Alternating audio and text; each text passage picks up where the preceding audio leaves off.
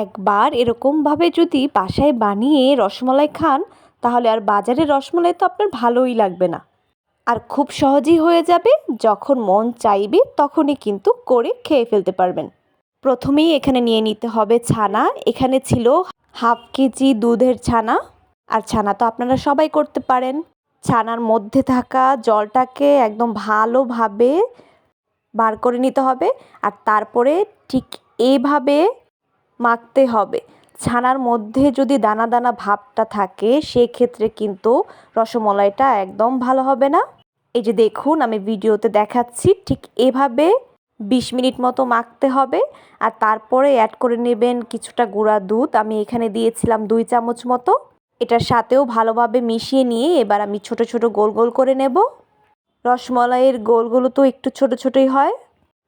আপনারা চ্যানেলটাকে একবার ভিজিট করে আসবেন, আর সাবস্ক্রাইব করতে কিন্তু একদম ভুলবেন না।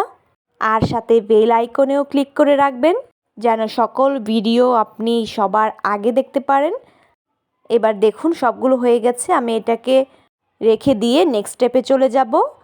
এবার একটা পাত্রে আমি জল নিয়ে নিয়েছিলাম হলো 3 কাপ, আর চিনি দিলাম হাফ কাপ মতো, আর দিয়েছি একটা এলাচি। জলটাকে 5 মিনিট ফুটিয়ে নিয়ে এবার আমি ছানার বলগুলোকে এখানে দিয়ে দিব। ছানার বলটাকে দেওয়ার সময় অবশ্যই মাথায় রাখবেন যেন আস্তে আস্তে দেওয়া হয়, নয়তো ভেঙে যেতে পারে। আর চুলার আঁচটাকে রাখতে হবে মিডিয়ামে।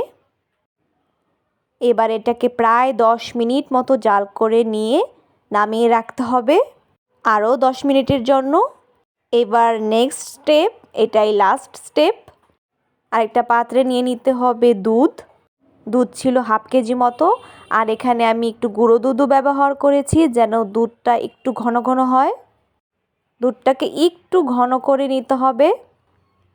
দিয়েছিলাম গোটা এলাচ, আর দুধের মধ্যেও আমি অ্যাড করেছি হাফ কাপ মতো চিনি। আপনারা যদি মিষ্টিটা একটু বেশি খেতে চান, সেই ক্ষেত্রে আর একটু বেশি চিনি ব্যবহার করবেন। এরপরে এখানে আমি শিরায় চুবিয়ে রাখা ছানার বলগুলোকে দিয়ে দিব। এবার 5 মিনিট জাল করে নিলেই কিন্তু রসমালাই একদম রেডি।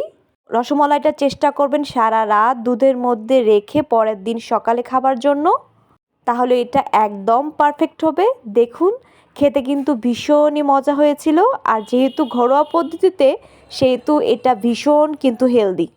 সবাই এরকমভাবে বাসায় তৈরি করে একবার খেয়ে জানাবেন কেমন হয়েছে।